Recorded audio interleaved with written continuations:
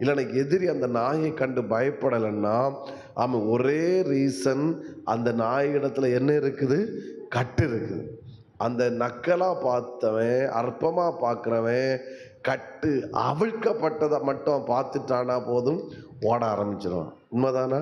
ஆமீன். இன்னைக்கும் சில நபர்கள் ஆராதிக்கிறார்கள், ஜெபிக்கிறார்கள், உபவாசம் இருக்கிறார்கள், என்னென்ன செய்யணுமோ எல்லாம் செய்கிறார்கள். ஆனால் அவர்களால் எந்த தாக்கத்தை ஏற்படுத்த முடியவில்லை. மாறாக ஒரு குறிப்பிட்ட அளவு விட்டு அவங்களால மேலே வரவே முடியலை. ஏன்னா கூனி இருக்கிறான், நிமிர முடியலை, எழும்ப முடியலை. சர்ச்சுக்கு வரையா? இவன் ஜபாலயத்தில் தான் இந்த பெண்மணி இருக்கிறார்.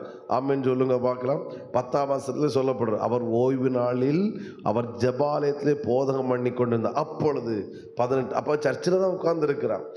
சர்ச்சில் உட்கார்ந்துருந்தாலும் எப்படி தான் உட்கார்ந்து இருக்கிறான்? கூனியா உட்கார்ந்து இருக்கிறான்.